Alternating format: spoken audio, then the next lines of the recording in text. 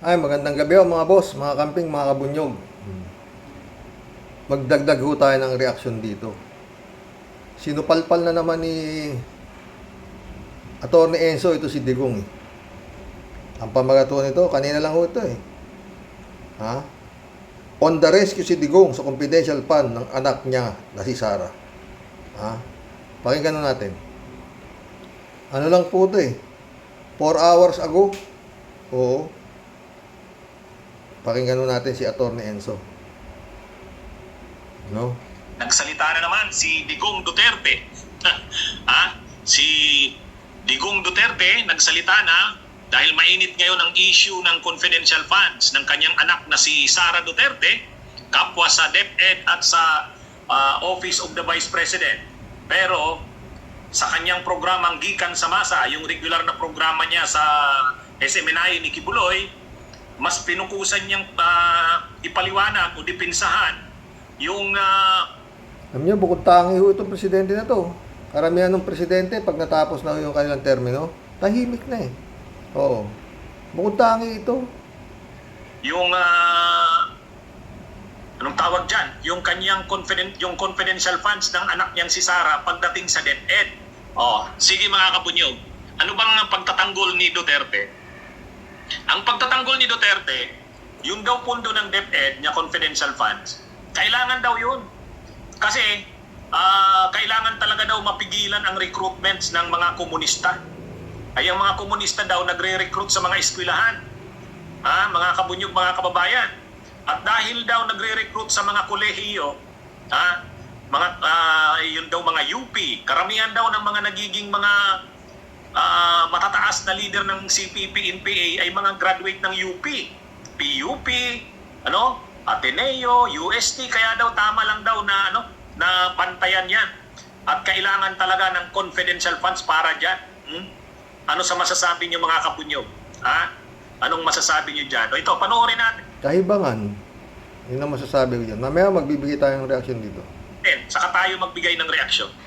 Pastor Mayor, good evening po. Maraming salamat po sa pagkakataon na kami ay makapagtanong ukol po sa mga issues na kinakaharap po ng ating bansa. Ang tanong ko po, Pastor Mayor, is about the confidential funds ng Office of the Vice President at ng Department of Education. Patuloy po itong tinitira, kine-question ng Makabayan Bloc ang confidential funds ng OVP at ng DepEd. At dahil sa ginagawa po nila, tila nagkakaroon po ng maling kuro-kuro ang Maling kuro-kuro pa. Lintek din yung nagtatanong, mahusay. Panginoon, ano ba? publiko at umano'y aabusuhin lang ng nasabing ahensya ang nasabing pondo, Mayor. My question po, your thoughts on the na aabusuhin lang ng DepEd at ng OVP yung nasabing pondo. At second question, Mayor, gaano po ba kahalaga ang confidential funds at ano po ba talaga ang layunin nito? Well, ang issue na yan kasi is the Office of the Vice President. Alam mo, yung Vice President, anak ko. So, maybe people would always hindi masyado, they would suspect, paboran ko ang anak mo, hindi. Pero ganito yan. Kasi ako, kung ako ang Natural, paboran mo. O, kung siya raw yung presidente, ano gagawin mo? presidente, bigyan ko. Bibigyan mo. Yung Siyempre. tripping, Teka. Bakit si BP Lenny hindi mo binigyan? 6 na taon si BP Lenny, wala man lang 5 confidential fund, di ba? At napakababa ng budget. Oh, Lord. sa mga komunista, sa mga estudyante, malaking bagay yan, actually. And walang specific Ayoko na ipakita yung mukha, yung boses na lang, area dito sa intelligence community na nakatutok dyan sa estudyante. Yung pagpasok ng mga left Left or na. the Communist Party of the Philippines. Patay na si Joma, di ba? Hanggang ngayon ba, hindi pa rin kayo umiinto dyan sa left? No? In recruiting Recruiting. students, kita mo marami yung mga bata. Ang masakit pa dito, the tragedy of it all is yung mga taga-UP na pumasok doon, mga valedictorians, karamihan dyan, salutatorians, valedictorians. Yun yung brilliant na mga bata, mga anak natin na kukuha.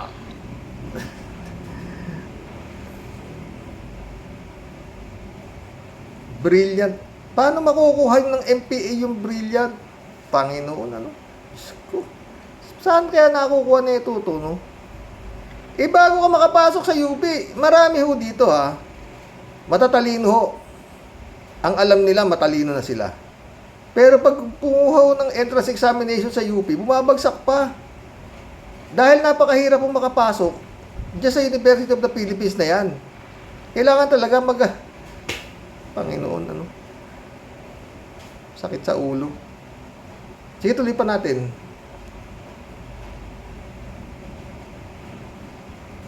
And that would be true for the other universities, ang recruitment. Iyan, ibigay yan doon sa mga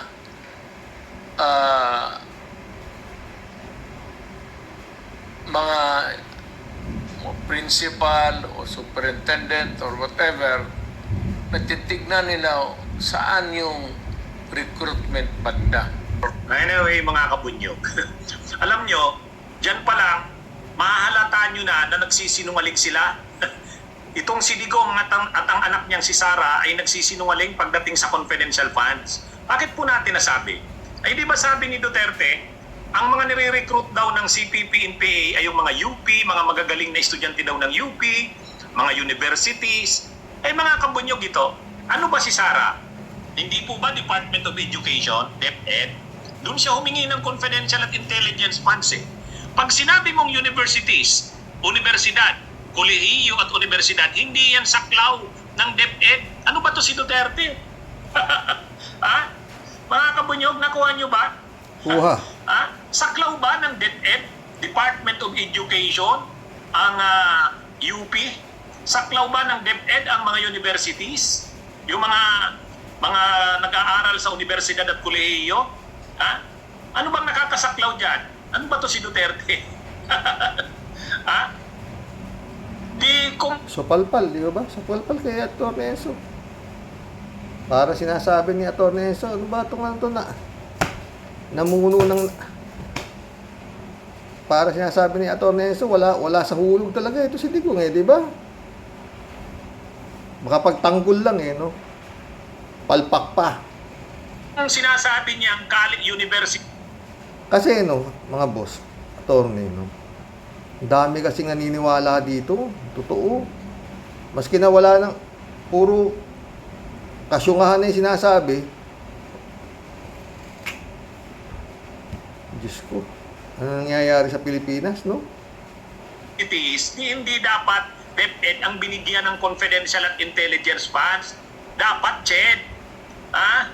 CHED yan. Hindi dapat DepEd. Basic education. Basic education ang ang basic secondary education ang DepEd. Ang tertiary or higher education, CHED yun. Commission on Higher Education. Ano ba tong si Duterte? Syunga. Ano pa? Ay, sos mga kabunyog. Kung dapat pala, kung ang gusto niya, sabi niya, bantayan, manwanan, yung mga recruitment ng CPP-NPA sa mga universities, nabanggit niya ang UP. Ano? Hindi saklaw ni Sara yan. Hindi niya saklaw yan. Hindi saklaw ni Sara ang UP. Ang may saklaw niyan, ang may saklaw ng UP ay yung University of the Philippines talaga na tertiary education. Sabi niya, universities, colleges. Saan ba nagre-recruit ang CPP-NPA ng mga kabataan? Ay di natural sa mga... Sa elementary school. Buhay ito. Kolehiyo at saka mga universidad. Sino bang nakakasaklaw doon? Hindi si Sara. Hindi yan Department of Education. CHED po yan. Commission on Higher Education. Ang chairman yan ngayon, si Prospero de Vera. At hindi po yan naka-attach sa DepEd. Ang Commission in Higher Education ay naka-attach sa Office of the President. Ay, mga kabunyog. Ang sarap tumawa niya to, Enzo. Akala mo naman kung magsasalita si Duterte, kapanipaniwala sa hindi, sa ano ha? Ewan ko kung paano na paniwalaan ng tao to, sa totoo lang. Maski anak nito. Dati sinabi na ni Sara na, sinungaling, malaki pa kayo mata, lahat tayo sinungaling. Oh. Ewan ko, Lord. Di ba? Ano to mga kabunyog? Grabe ang paliwanag ni Duterte. Dapat daw talaga manmanan ang recruitment ng mga CPP and PA sa mga universities. Nabanggit niya. Okay na yan. Magbigay na tayo ng reaksyon dyan, Torne. No? Nakapasa ka sa UP sa hirap ng exam. May maganda ka ng kinabukasan bilang isang estudyante. At mura po dyan eh. Kaya dyan po, bukod sa mura, maganda po ang ano talaga dyan. No? UP College of Law, UP College of Medicine. Pag-graduate ka dyan, matindi ka. Kasi nga, although makapasa ka dyan, sa UP na yan, no? Meron ka pa rin standard na grade na kailangan mong i-maintain na para hindi ka, kasi pag bumaba ka, makikick out ka eh. Alam ko po yan. Meron po akong pamangkin na pumasok po dyan. Nakapasa siya. In the sense, top 10 pa siya eh. Isa pa siya sa top 10 eh. Upcut. No? At yun nga, maraming mga estudyante, akala nila matalino na sila, kaya punta sila sa UP, kukuha sila ng entrance examination, baksak pa. Ganun ho katatalino ang nasa UP. Tapos ma-recruit ka, mag-MPA ka, hindi ka matalino, syunga ka. Di ba? May maganda kang kinabukasan eh. Nakapasok ka na nga dyan eh. At bibihira nga ho nakakapasok dyan. Kaya nga ho pati yung mga may pera dyan pa kumukuha ng entrance examination eh.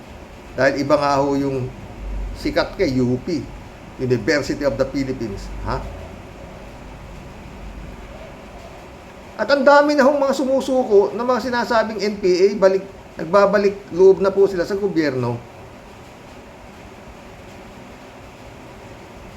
Ba't yan magre-recruit? Ang hirap po ng buhay sa bundok. Bakit hindi ko alam? Meron ho akong mga nakakausap eh. Dito, may marami ho dito. Kaya nakakausap ko naman ho sila. Hindi naman ho sila masama, mababait ho sila eh. Oh. Yung sinasabi na iba, ewan ko yung iba. Yung mga ano ko, doon sila namumuhay sa bundok. Ang hirap ng buhay nila. Oh, kung saan sila abutin ng dilim, doon sila matutulog. Lakad lang sila ng lakad. Oh. Lord. Tapos ikaw, estudyante ka, naano ka sa UP, marirecruit ka. Tsaka ito mga boss. Kung anak mo mawawala, siyempre mag-MPA ka mo, di mamumundok ka. Join ka dyan. Mahinto ka sa pag-aaral mo. Oh, di mo hahanapin kung nasa napunta. Tsaka wala akong ganun. Napaka anong klaseng utak mo bilang isang anak, pinag-aaral ka ng magulang mo. Tapos, pupunta ka riyan, magre-rebelde ka, wala ka kasiguraduhan kung may panalo ka. Ano klase? Ewan ko kayo mga Rocky Warriors, magbigay ko kayo ng ano, ng inyong opinion tungkol dito sa digong na to, no? Wala ho talaga eh, no? Pero yun nga, tignan mo naman yung tanong nung nagtatanong, sa kanya.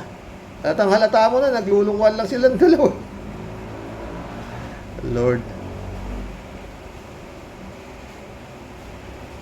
ang nare-recruit ng mga NPA, yung mga ano ho, kagaya ho ng ano, karamihan ano, yung ginawa na mga tag dito, Kapgu. O, yung mga Kapgu. Yung mga mahihirap na mga, doon sila mamumundok. Meron silang sweldo kung magkano. Meron nga ho rito, dating nag-iigib lang ng tubig sa palengke, naging Kapgu. Oo. Sila ho ang pinag-aan doon, pinagtatapat sa NPA. Sa bundok, magbantay sa bundok. Ganun po ang ano dito eh. Ewan ko kung ano na eh. Kaya nga, sabi ni Matabato, di ba? Yung karamihan nilang kasama nila doon sa Davao Death Squad, mga Kapgu, mga rebel returnees. Ginawa silang mga Davao Death Squad. Yun ang mga nakasama nila, nila Matabato, di ba? Ewan.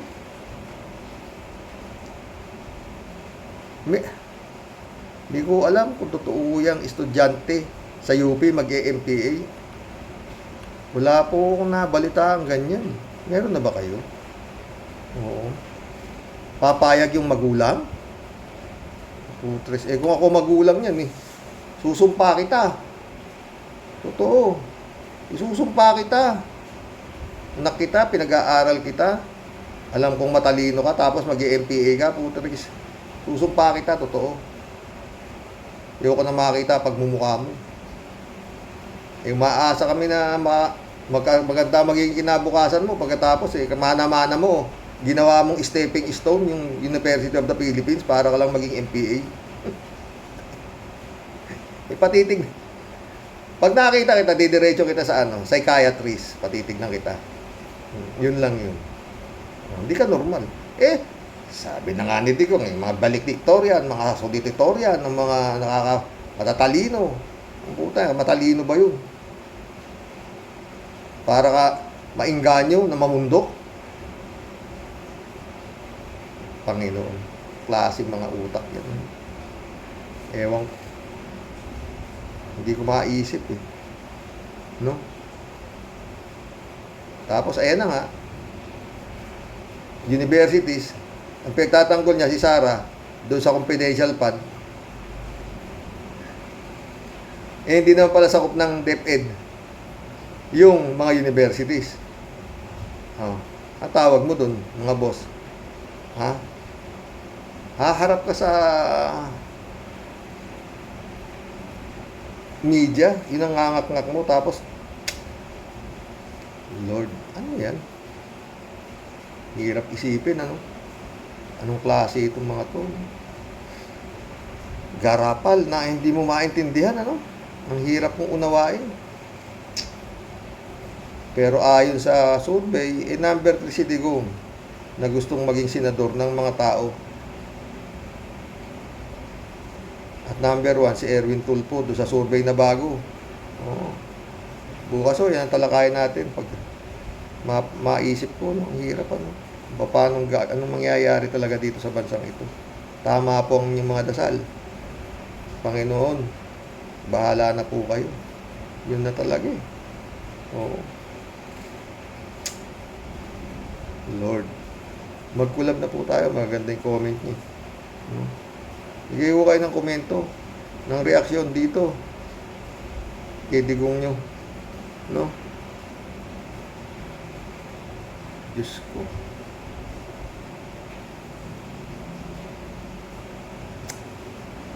Hindi mo maubos maisip. Klase. Mga naging leader ng Pilipinas. Presidente po yan. Presidente. Si BP Leni. Di mo naman yung budget bago makalusot sa Kongreso, talaga namang kinukuto. Kinukutuan. Ano yung kinukuto? Talagang binubusisi ng toto. Wala pang confidential fund doon,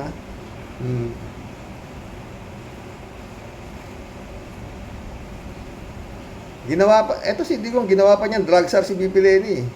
Akala niya uurungan ni BP Leni yung drug czar. Wala pa yata 2 linggo, tinanggal na eh. Oo. Kala niya eh, ha? Oo. Aatras si BP, di ba? Kasi nagsasalita si BP na bakit ganito, ganun. Kala mo madali to. Sige, ikaw na ang drug czar. Sabi ni Digong. Para malaman mo kung gaano kahirap. Buti tinanggap ni BP.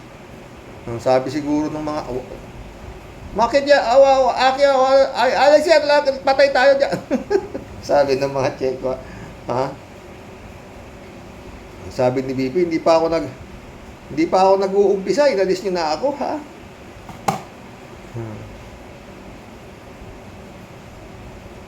Wala po yung Pilipinas. Kawawa po tayo. Kawawa talaga itong bansang ito. Totoo.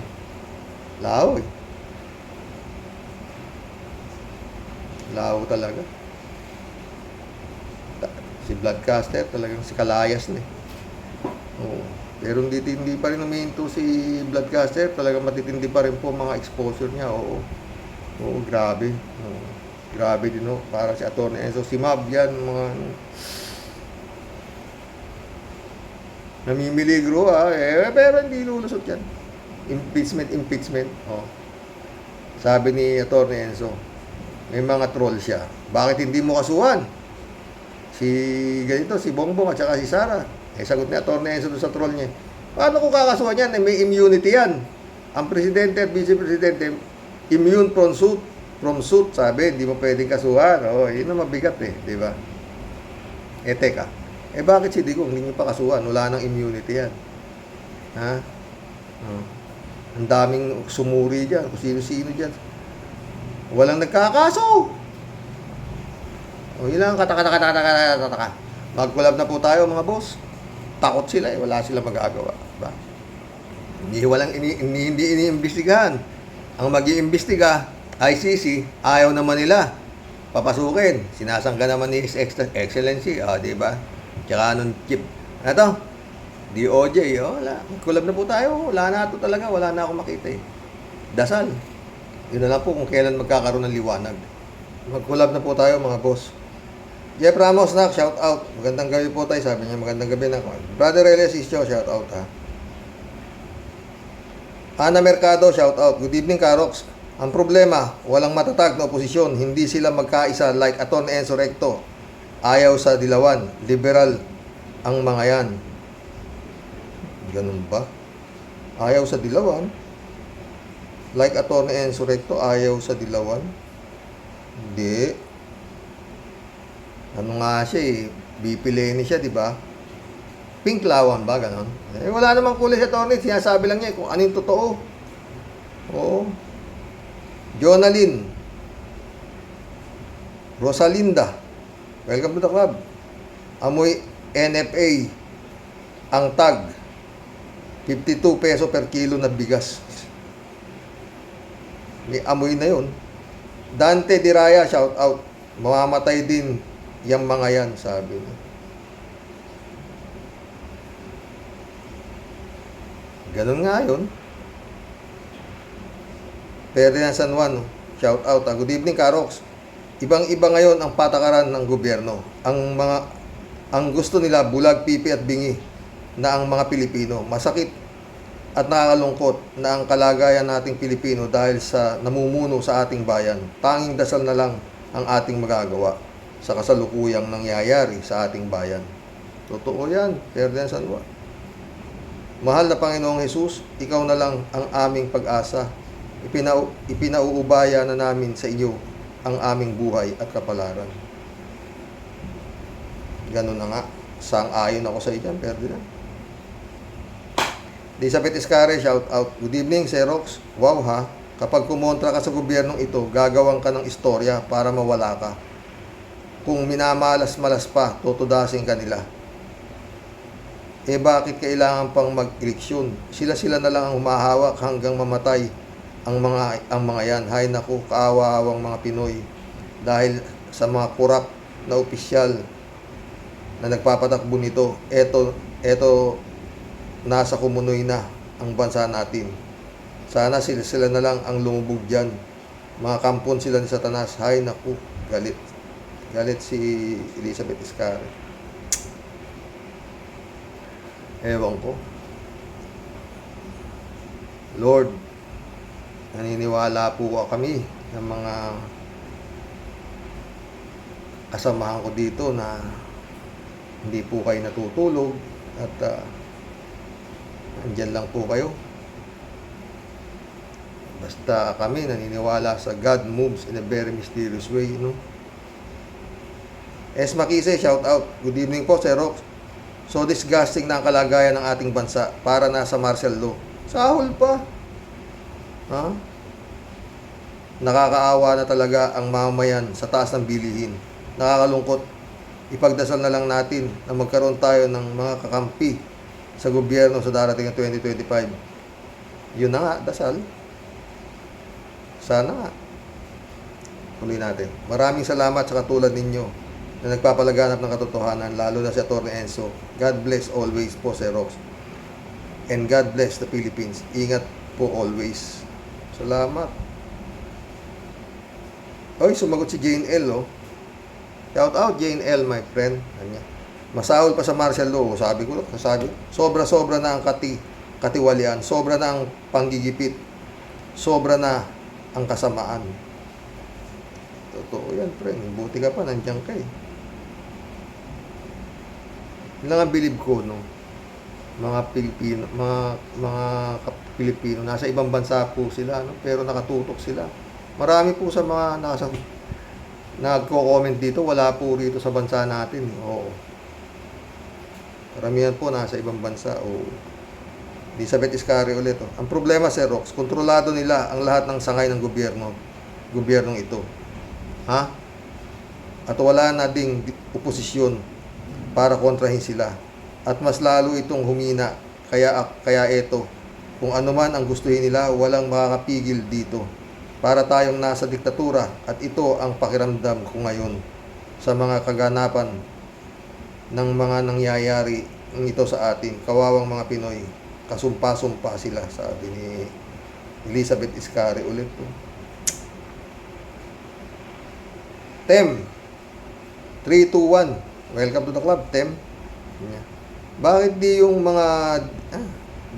yung mga smuggler ang habulin? Di yung mga maliliit na dealer ang farmers ang pahihirapan. Ito nga.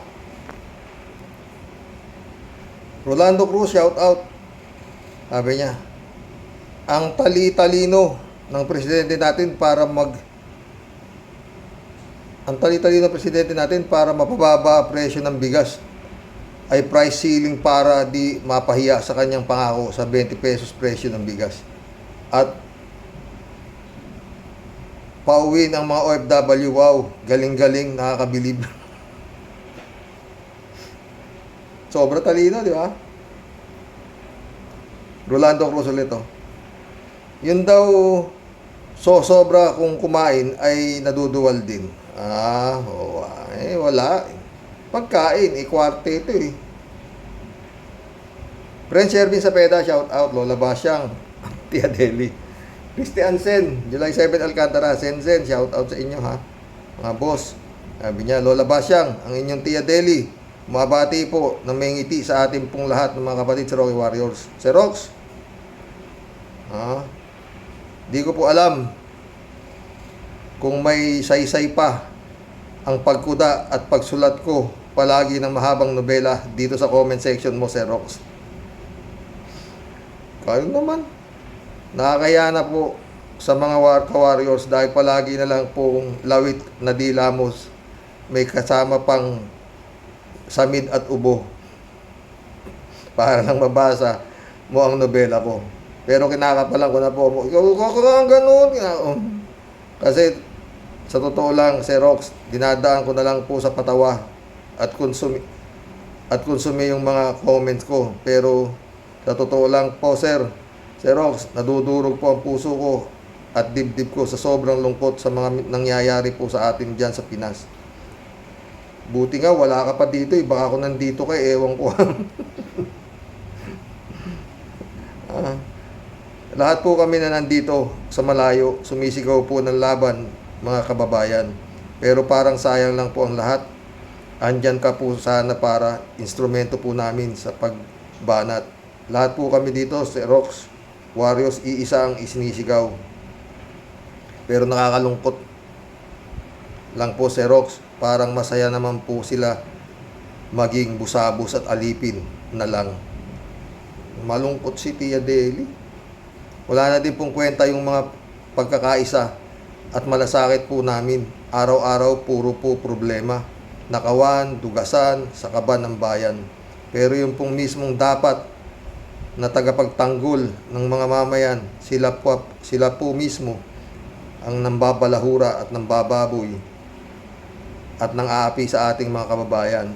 Totoo yan, Tia Delica, ha? Kaya ang berde ko po sa araw po na pahirap na dinadanas dyan sa atin sa Pinas, magpahinog po tayong lahat. Tumahimik na lang at maging tau-tauhan na lang. Kasi wala naman pong silbi.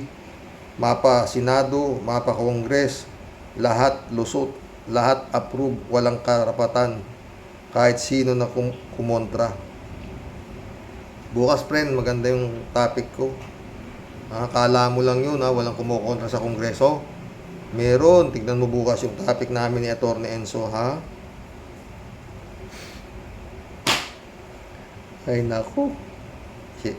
Tia Delica. Bakit pa po naghihiring? Para ano? Masarap yata pagkain sa Kongreso. Ang dami pinapakain, di ba? Libre yun. Ay, nako, Sir Rox. Nakakasulasok na sistema. Baka di na lang po sakit ng rayuma ang abutin ko sa konsumisyon sa mga pisting yawa na to. Mataas na nga sugar, kolesterol, ma-high blood ka pa. Huwag ka nga, daming gamot dyan eh. Kasama ng stress. Ay nako, Sir Rox, doon lang muna tayo sa rayuma. Pahid-pahid at tapal-tapal lang, okay na. Ay, Diyos ko po, Lord. Maawa ka na po sana. Mahabag, ikaw po ang kailangan namin, Lord. Lipulin mo na po sana ang nagkalat na masamang elemento na kumukubkub po sa aming kaawa-awang bansa. Muli po, ay pasensya na hingi po ng Lola Basyang at Tia Deli sa inyo, Sir Rox, na mga Karaoke Warriors. Alam ko pong ako palagi ang may pinakamahabang nobela sa comment section. Sir Rox, pero dahil malapit na po ang centennial birthday ng inyong Lola Basyang, this coming 14th, baka pwede naman i-shout out ang lola ninyo sa birthday ko, mga ka-warriors. September 14 ka nga pala, no? Diba? Hindi ko kalimutan yan, friend. Advance happy birthday na, ha? Tia Deli, Lola Basyang. Friend, share me sa peda. Advance happy birthday. Ha? May you have many, many more birthdays to come, my friend. Ha? Ano? Good night na po. Muli kami po na lalayas muna. Hanggang sa huli po, God bless po sa ating lahat. Sa ating Master Rox, mabuhay ka po. Pagpalain ka ni Lord na maulan. Maulan na pagpapala. Good night po, Sir Rox. Ang sa inyo pong lahat ay nagmamahal. Ito po ang inyong Tia Deli. Good night, my friend. Kalat ni Baya, shout out.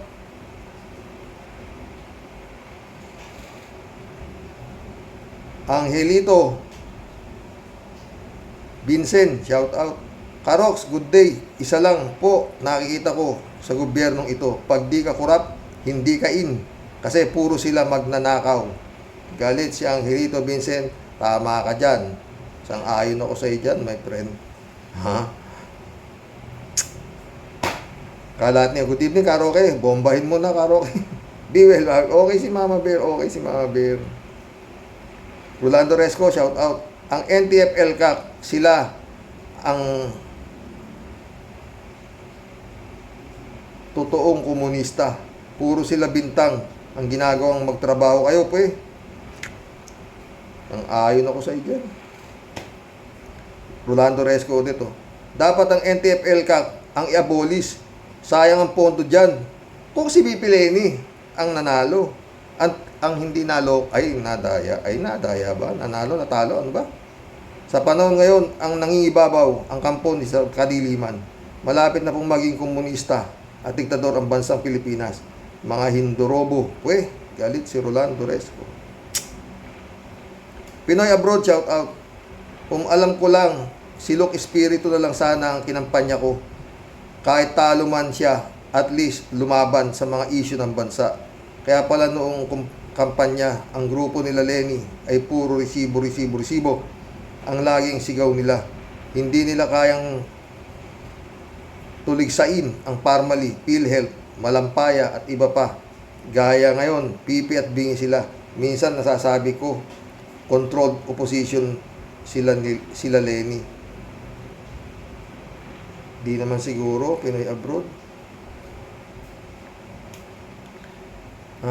Federico Mandak, shout out. Tama ka, Sir Rox. Kumbaga sa basketball, di talaga nakapormang oposisyon kasi puro buhaya ang nakagwardya. Paano ka didepensa? Sasagpangin ka ng mga buhaya. Siyempre, lusot lagi kasi pare-pareho silang magkahati-hati sa kwarta ng bayan. Parang wala na talagang pag-asa ang ating bayan. Divine intervention na ang kailangan. Totoo yan. Divine Grace, shout out. Divine Wilson, my friend, shout out, ha? Boyong Kong Balong, shout out. Emmanuel Escalona, shout out sa inyo, ha? Oy, si friend Amy, oh. Shout out, friend Amy Bengson.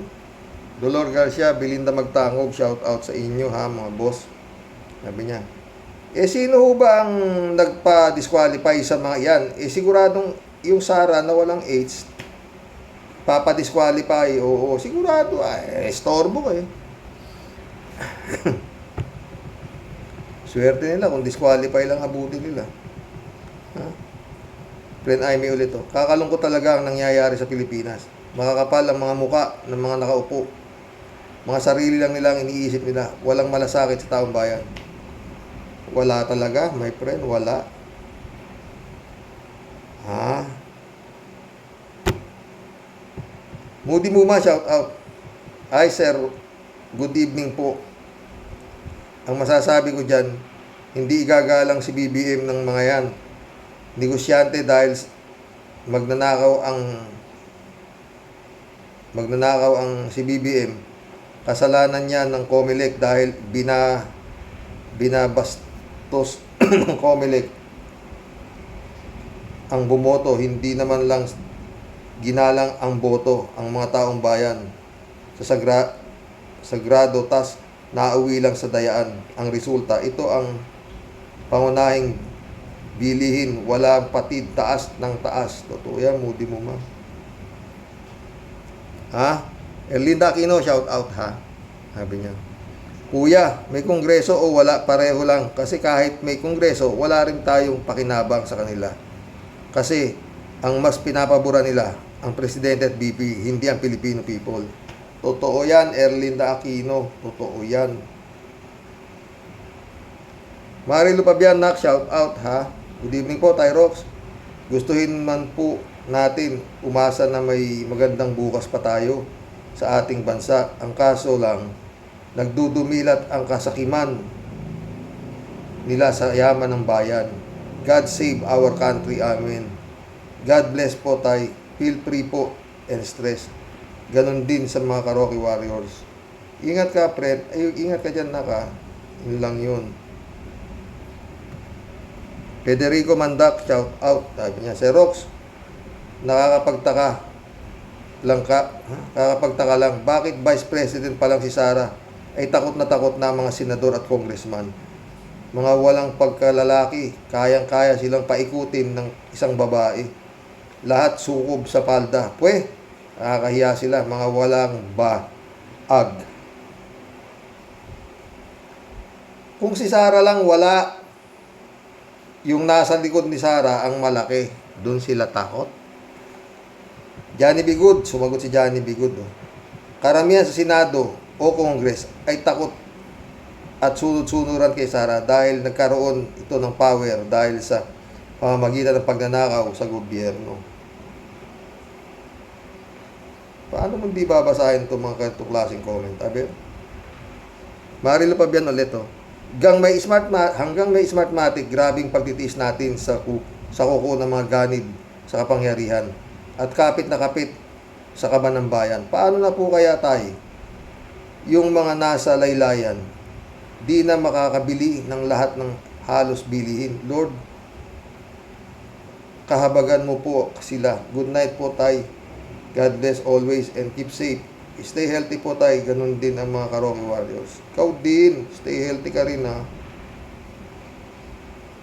Johnny Bigod, oh. Gandang gabi, Ka-Rocky. Mga walang iya talaga itong mga magnanakaw sa gobyerno. Mahirap na silang kalabanin. Oo, dahil nagkaroon na sila ng kapangyarihan sa pamamagitan ng pagnanakaw. Kaya lang, kaya nilang bilhin ang batas. Kaya nagagawa nila lahat ang mga kawalang yan sa gobyerno. Kaya kaya nilang pumatay at alisin ang kumokontra sa kanila. Totoo yan, Johnny Bigod. Totoo yan. Wala na. Ay, Lord. Librado Ludovico, shout out, ha. Walang kwentang gobyerno ang Pilipinas. Nakakahiya sa buong mundo. Puro magnanakaw, tiwaling opisyal ng pamahalaan, walang pag-asa. Makaon. Watching from Edmonton, Alberta, Canada. God bless. Stay safe and healthy. Stay safe and healthy ka, Librado Ludovico, my friend, ha. Raul Villanada, shout out, ha. Greetings, Kuya Rox. Mga namumuno, lalo na presidente at VP, harap-harapang illegal ang gawain, hindi na nasanay na gumawa ng matanong at legal. Walang pera pag matinot legal, dito ka. Ay, naku. Ito. So, 3J Siop, shout out. Sumagot si 3J Siop kay Raul. Hindi naman sila matatawag na hindi naman sila matatawag na namumuno. Hindi ang dapat tawag sa kanila, pahirap sa bayan. Imbudo ang bulsa, hindi mabusog-busog sa kakukurakot. Galit na naman si 3J Siop. Raul Villanada ulit, oh. Pagtanggal sa mga naturang party list ay illegal, unconstitutional. Yan masyadong nalasing na sa kapangyarihan ng mga ito, nauulol na. Meron pa bang hindi ulol na nakaupo? Meron pa ba? Maliban na doon sa Makabayan Black yata, ha? Tsaka kay Coco Pimentel, tsaka kay Untiveros, pero mukhang mga kontrabida lang sa pelikula. Wala rin mangyari. Yung kontrabida rin ang mauupo, ang magtatagumpay, di ba? Tuloy lang ang laban ng mga matitinong congressmen. Ika nga, makakurakot man lang. Tuloy lang ang laban ng mga matinong congressmen. Ika nga, makakurakot man lang. David Alvin Mendoza, shout out, ha. Hi, Ka-Rocky at sa mga Rocky Warriors, magandang gabi po. Ano po sabi ni Digong nyo? Kailangan ng confidential fund dahil maraming re-recruit para maging NPA. Sila ditong ipanay himod sa pit ng mga Chino. Bumabati pa sa Chinese si BP kuno sarang jimpot-pot. Sino ngayon na komunista? O Okinawa Japan talaga, Ka-Rocky? Yun na nga, David, ewan ko. Okinawa Japan, oo, totoo. Sakit ulo ko, ha. Alberto Olaer, shout out, Ka-Rocky. Ano bang nangyayari sa ating bansa ngayon? Ito bang sinasabi ni Sara Carpio Duterte nung panahon ng Sara Duterte Carpio? Baliktad ka naman, Alberto Olaer, ha? Sara Duterte Carpio, nung panahon ng kampanya National Election 2022, sabi niya, ang dala namin ang pagbabago. Yung pala, panggagago. At 433 na bodyguard para matakot tayong lahat. Kung gusto niyang magnakaw sa kaban ng bayan, magagawa niya, Ka-Rocky. Wala na bang pag-asa? Wala nang bang pag-asa na mabago ang bansa natin ngayon? Grabe. Grabe na kanyang confidential fund, intelligence fund. Papuntang kumunoy na tayo, Ka-Rocky. Papunta? Anong papunta sinasabi mo, my friend? Kumunoy na yan. Ha? Nasa kumunoy na tayo. Palubog ng palubog na. Ano ba? Hindi muna tubig, na high blood na ako. User shout out. Xerox, ang totoo lang, kung hindi maghihimala si Lord at gagalaw ang mga taong bayan, talagang mananaig ang mga kademonyuhan ng mga namumunong ganid. Kumanda sila isang kumpas lang ni Lord, gagawin mga tikbalang ang mga hayop na yan. Sana nga po, Lord, gawin mo na po, Lord, please. Cassandra Daisy, shout out, ha? Mr. Rox, tama ka na. Hindi lahat gabi, may araw din. Kasangga natin ang mundo at lalo na ang Diyos. Tulad ni Kibulok na spiritual leader ng mga korap na politiko. Tanggal na ang Facebook. Babantayan nila kung sino man ang magpupromote ng kanyang Kingdom of Jesus. Diyos ko. Ano ba kung ano? Kaya nga sabi ko, di ba, grabing katangahan eh, di ba?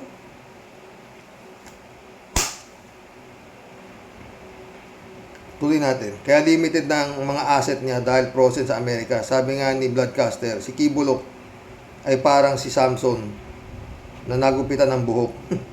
Nawala ng power. Tulad din ng mga politician na supporter niya. Nawala sila ng power na galing kay Kibulok. Kaya tiyaga lang. Sa botohan, support natin ang mga matitino. Magsimula sa barangay election. Talagang ganun na, ha?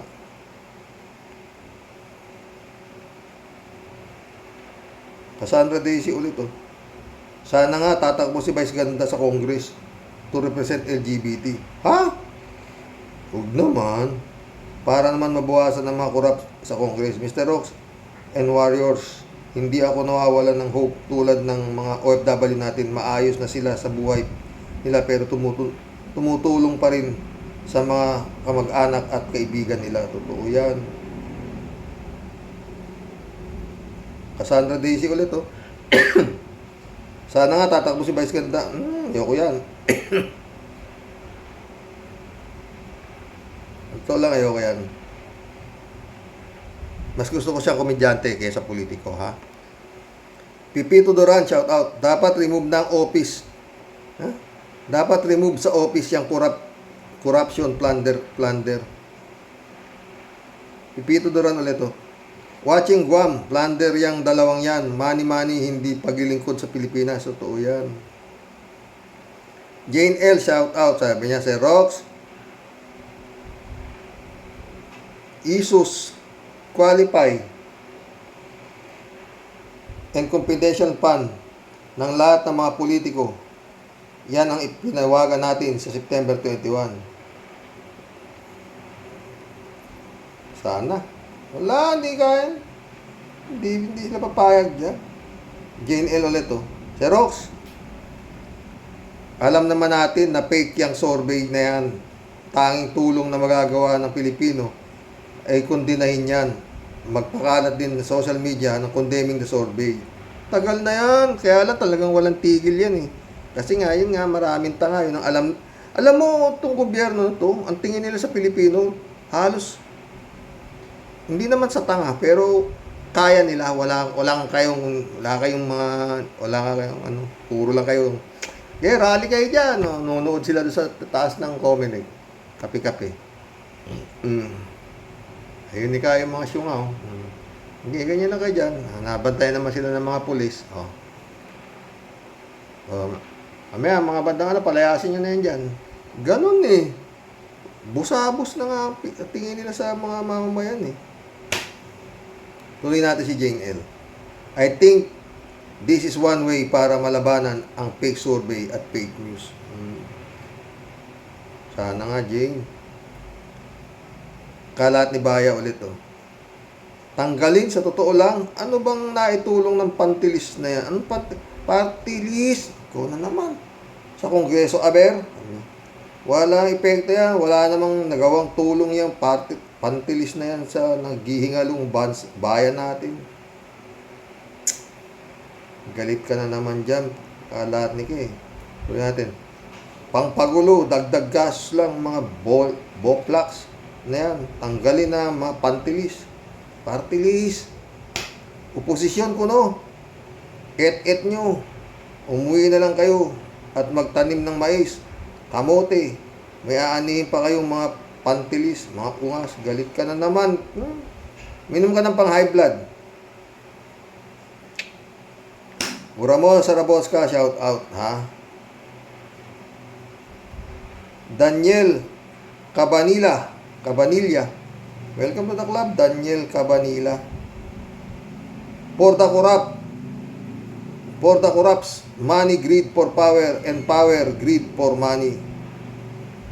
Galing. Dito sa atin, makikita ang mga lawmaker na ibinoto, nagagawa ng batas, ay pinupuri at susuportahan ang natistigo nila sa mismong harapan nila ang taong lumabag sa batas. Napakagrabing kababuyan. Galit.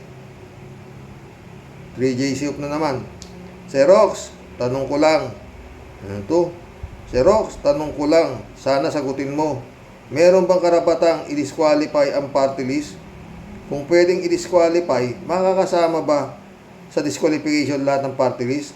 Lalo na yung party list ng mga congressman? Sige nga, Xerox, paliwanagan mo nga ako.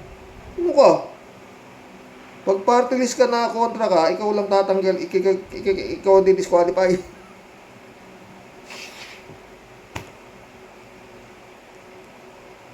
Pag ikaw ay kontra sa Agos, disqualify ka, friend 3J shoot ka. Pero pag umayon ka sa Agos, hindi ka di-disqualify. Dadagdagan ka pondo. Ay nako, ina-high blood na ako, 3J shoot ha. Ang ganda ng comment niya eh. 3J shoot ulit. Ano to? Yang sinibayan Xerox. Isa pa lang, natatawa na ako. No! Yung sinibayan Xerox, naniniwala ako na isa rin yan sa mga dalhilan. Kaya ganito ang nangyayari sa Pinas. Sa anong paraan? Kasi nakatutok lang siya kay Tulfo. Ang daming issue na dapat batikusin. Tulad ng Department of Agriculture, Department of Education, Department of Health, at marami pang iba. Yung utos ni Sara, natanggalin ang mga visual aids sa school. Yung mga teacher na tinatag na rebelde. Bakit hindi siya ang mag-comment sa mga ganitong issue? Puro na lang Tulfo. Na-high blood ka na naman dyan ha, Jane L ka. Ano ako sa comment mo? Sasang-ayon na ako doon sa comment dito na baka nga crush ni Libayan si Tulfo eh. Hindi siya pansin ng kanyang crush. Tawa ka ng tawa dyan eh. Ang hirap, Xerox, ng buhay dyan. Buti ka nga dyan eh. Pasyal ka lang dyan eh. 3J show ulit. Xerox, sabi mo, maswerte kaming nandito sa abroad dahil di namin feel ang kahirapan dyan sa Pinas. Naku, mali ka dyan, Xerox. Marami ng tanim na kamatis dyan. Dito mahal-mahal eh. Diyan eh, hindi mo nga inaaning kamatis mo dyan. Gulo na yung buko, Jane LK. Tuloy natin. Alam mo bang kung bakit abay panay din ang hingi ng tulong ng mga pamangking ko sa akin? Di na raw talaga nila afford ang mga bilihin dyan. Kaya ako affected din. Tama, sabi ni Sherbin ba yun? Hindi, si Friend Amy ang nagsabi, yung nasa Italy. Si Friend Sherbin nasa California yata eh. Si Sherbin sa PEDA. Kontakin mo, mabait yun, Friend Jane. Oo, mabait din si Friend Sherbin. Mabait si Friend Sherbin, kala mo. Sobrang bait. Ay, God bless kayong lahat. Na Rocky Warriors, Sana walang magkasakit sa inyo. Yun lang ang dasal ko. At yun lang din ang dapat na dasal nyo. Layo kayo sa anumang sakit at kapamakan. Tuloy natin yung kay PJ Shop na to. 30K daw pinapadala niya sa Pinas noon at kontento ng family niya. Pero ngayon, 30K kulang na kulang pa. Doble na nga, kulang pa raw. Hindi lang 30. Hay, ang lupit ng kamandag ni Duterte Marcos tandem. Hanggang iba yung dagat na Pilipino apektado. Totoo yan, 3J shoot ka.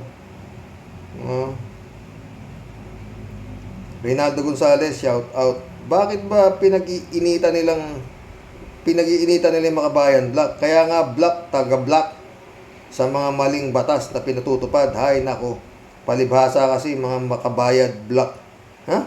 Palibhasa kasi sila mga makabayad bulok. Kung ayaw nila nasisita at nabubusisi, huwag silang gumagarapal sa pagpapasa pondo ng bayan. Mga buwisit. Galit si Reynaldo.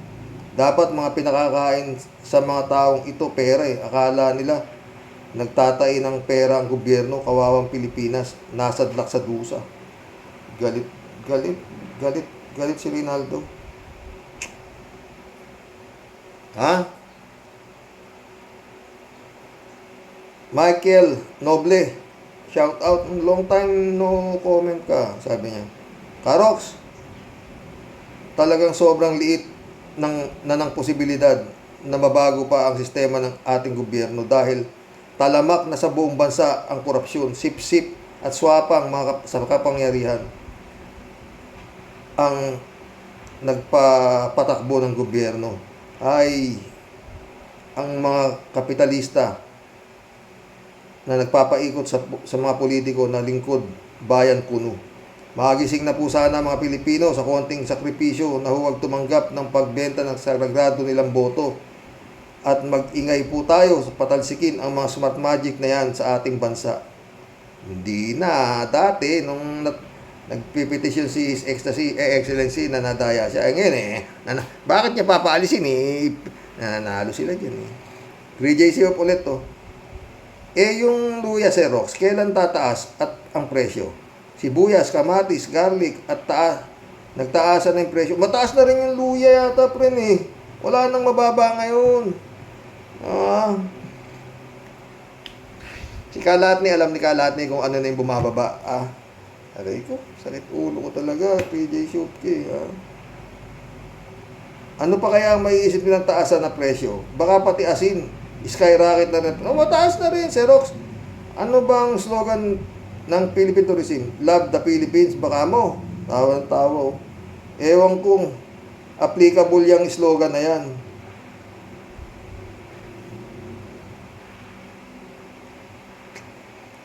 Applicable yan sa mga Hapon. Rob the Philippines.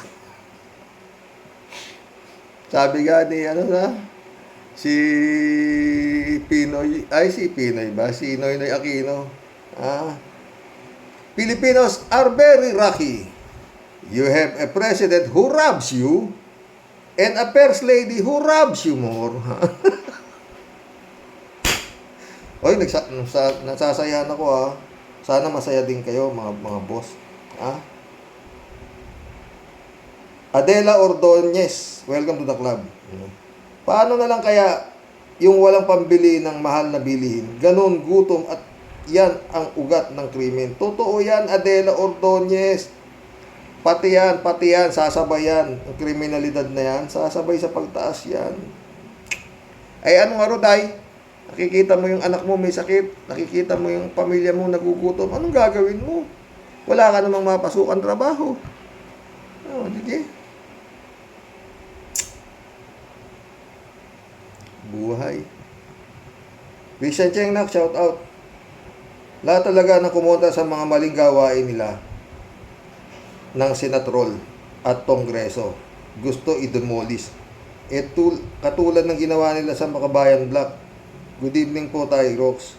Lahat ng kawarrior, sabi niya. Christian Cheng ulit Pansinin niyo po tayo, Rox. Mula nang maligwak ang SMMI, parang lalong nagngit-ngit sa galit ang mga taga-depensa ng mga duguan at greedy, berde ang hasang, sabi niya. Ay nako, Lord. Mag-iisang oras na tayo, mga puso. Christian Cheng ulit At simula din ng maligwak ang YTFB ni Badoy, lalong pinag-initan ang mga komunist, kongresista, ang mga party list. Maiba po ako, Tyrox. Magbibigay lang po ako ng punto de vista sa isang komento about galit sa oposisyon. Ang tindi pati akusasyon niya. Ang term na ginamit niya ay sa oposisyon. Ano pag mag-i-eleksyon na naman saka sila magnanakaw? Excusable dahil di ganun ang oposisyon, sila kahit di eleksyon still opposition pa rin. At saka bakit di man i-interview yung ibang oposisyon? Anong gusto mo? Kahit hindi hihingi ng opinion, ngasab lang ng ngasab, ganun. Mission accomplished mga boss. Oo. Nasobrahan ako ng saya, na ano ko. Mumula ako, di ba mga boss? Masyadong maganda yung topic natin, tsaka yung mga comments nyo, oo. Panginayang di basahin, di ba? Mga boss, good night na po. Hanggang sa muli, bukas ulit. Mag-collab na naman tayo, oo. Ano ba masasabi ninyo dito sa mag-ama nato? Ha? Pinagtanggol yung anak niya na mali. Ang nagamit namang mga dialogo, mali pa rin. Okinawa, Japan. Anong klase? Lord. Pero ang tataas ng survey. Magandang gabi po, mga boss. Ha? Hanggang bukas po ulit. Ay, Lord. Good night. God bless. Dasal. Yun po talaga. Wala na po tayong magagawa kundi ang magdasal. Na sana magkaroon na nga ng divine intervention. Diba?